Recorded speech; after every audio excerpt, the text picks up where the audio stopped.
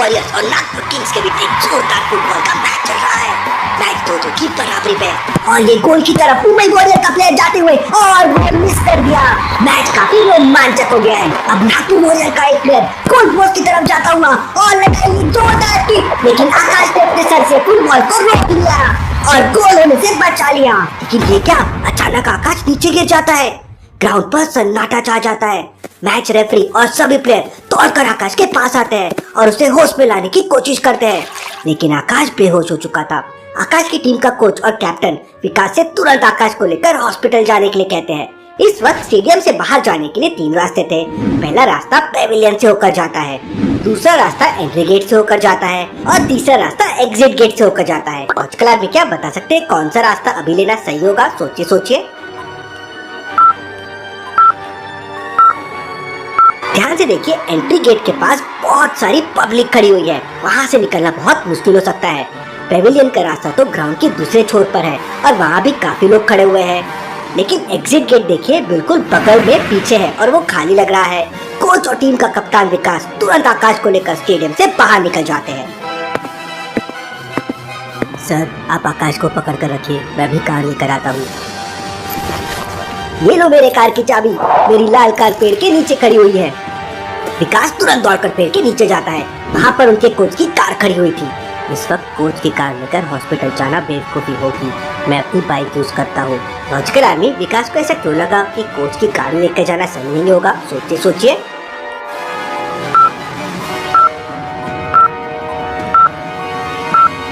ध्यान से देखिए, कोच ने अपनी गाड़ी पेड़ के नीचे पार्क की है और गाड़ी का अगला हिस्सा जस्ट पेड़ को टच कर रहा है और गाड़ी के पीछे एक और गाड़ी खड़ी है। मतलब गाड़ी को बाहर निकालने के लिए पीछे वाली कार को भी हटाना होगा, क्योंकि सामने पेड़ है और पीछे वो वाली कार है। जगह ही नहीं है।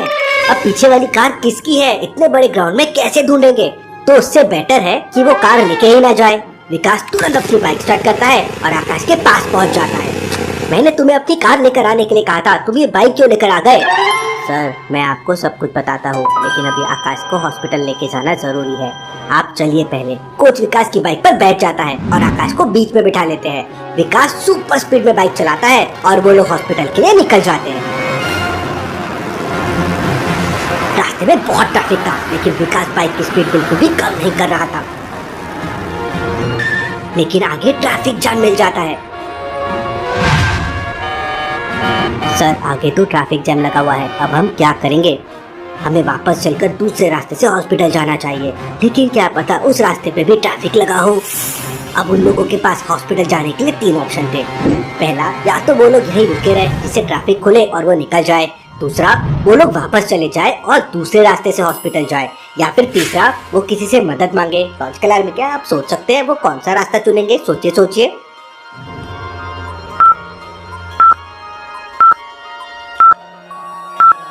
ट्रैफिक खुलने का इंतजार नहीं कर सकते और दूसरे रास्ते से जाना भी सेफ नहीं होगा, क्योंकि यहाँ ट्रैफिक है तो डाइवर्जन की वजह से वहाँ भी ट्रैफिक हो सकता है। और हेल्प मांगेंगे भी तो किससे हेल्प मांगेंगे और वो हेल्प कैसे करेगा? ध्यान से देखिए, ट्रैफिक के बगल में ऊंचाई पर एक पतला सा रास्ता है जहाँ से बाइक तो आराम से निकल जाएगी और वहाँ पे हॉस्पिटल का मार्ग भी है। सर, आकाश को अच्छी तरीके से पकड़ लीजिए और आप भी तैयार रहिए, मैं घाटी के ऊपर से बाइक लेके जा रहा हूँ। इसके बाद विकास ट्रैफिक के बगल से घाटी पर बाइक चढ़ा देता है और घाटी के ऊपर से बाइक लेके ट्रैफिक से आगे निकल जाता है। ट्रैफिक हवलदार जोर-जोर से चिल्लाता है, लेकिन विकास किसी की नहीं सुनता और वो लोग सीधे हॉस्पिटल पहुंच जाते हैं।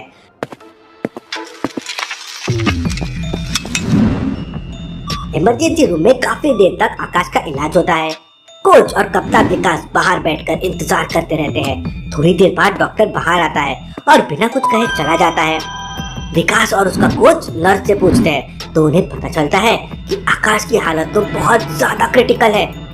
ये कैसे हो सकता है सर? आकाश हमारी टीम का सबसे अच्छा प्लेयर था और उसे बस बॉल तो लगा था।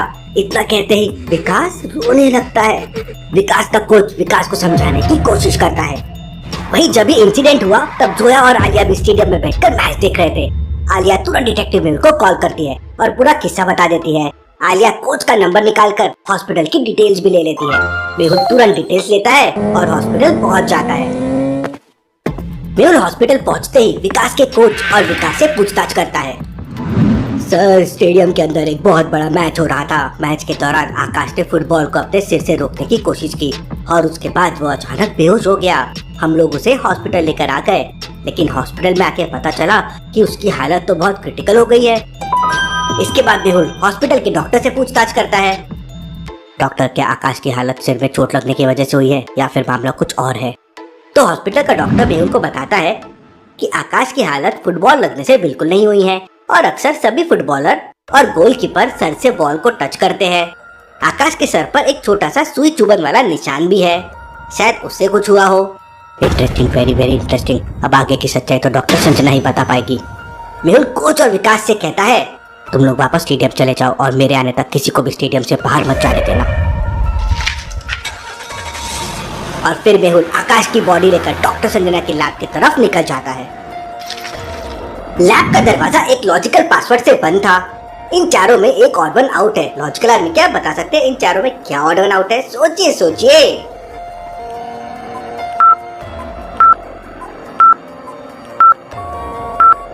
वैसे तो ये चारों कपड़े हैं, लेकिन पैंट को छोड़ के बाकी तीनों ऊपर पहनते हैं, जबकि पैंट को नीचे पहना चाहता है। तो ये ऑड वन आउट हुआ। मेहुल 3 नंबर प्रेस करता है और लैब के अंदर चला जाता है। डॉक्टर संजना, जल्दी से आकाश को चेक कीजिए, ये होश में नहीं आ रहा है और मुझे समझ नहीं आ रहा है कि इसे क्या हो गया है। डॉक्टर संजना अपना सारा काम छोड़कर आकाश की बॉडी को चेक करने लगती है और मेहुल तुरंत अपनी कार से स्टेडियम की तरफ निकल जाता है। मेहुल स्टेडियम पहुंचता है। वहाँ आलिया और जोया मेहुल का वेट कर रहे थे। मेहुल अंकल, मैं सोच रही थी स्टेडियम के सीसीटीवी फुटेजेस देखते हैं, शायद कोई सबूत मिल जाए। ये सुन मेहुल और आलिया एकदम शॉक हो जाते हैं और जोया की समझदारी के लिए प्राउड फील करते हैं। मेहुल तुरंत सारे सीसीटीवी फुटेजेस चेक करता है, लेकिन वहाँ पर केवल एक ही कैमरा लगा हुआ था और स्टेडियम काफी बड़ा था, इसलिए मेहुल को कुछ भी साफ साफ नजर नहीं आता। यहाँ तो कोई सबूत मिलना बहुत मुश्किल लग रहा है। मेहुल फिर सभी प्लेयर से पूछताछ करता है, लेकिन उसे कोई सबूत नहीं मिलता। मेहुल के पास डॉक्टर संजना का कॉल आता है और वो मेहुल को बताती है कि आकाश के सिर में एक सुई चुभने का निशान है और उस सुई में बहुत ही खतरनाक जहर है। Interesting, very very interesting. मतलब कोई उसका खून करना चाहता था और मैंने सुना है कि आकाश बहुत अच्छा गोलकीपर है। जरूर इन प्लेयर्स में से कोई होगा। मेहुल स्टेडियम के बाहर के सीसीटीवी फुटेजेस देखता है तो उसे 3 प्लेयर पे डाउट होता है, वरुण, कौशल और अंकित। ये 3 प्लेयर बार बार मैदान के अंदर और बाहर कर रहे थे, इसलिए मेहुल को उन पर डाउट होने लगता है। मेहुल तीनों से पूछताछ करता है। वरुण कहता है, सर मुझे बहुत प्यास लग रही थी, इसलिए मैं एनर्जी ड्रिंक पीने के लिए बार बार अंदर बाहर कर रहा था। कौशल कहता है, सर मेरा पेट खराब हो गया था, इसलिए मैं बार बार टॉयलेट जा रहा था। अंकित कहता है, सर मेरी गर्लफ्रेंड से मेरा ब्रेकअप हो गया, लेकिन आज उसका कॉल आने वाला था, इसलिए मैं बार बार मैसेज देखने के लिए बाहर जा रहा था। तीनों की बातें सुनकर मेहुल तुरंत समझ जाता है कि कौन झूठ बोल रहा है, लेकिन क्या आप समझ पाए लॉजिकल आदमी?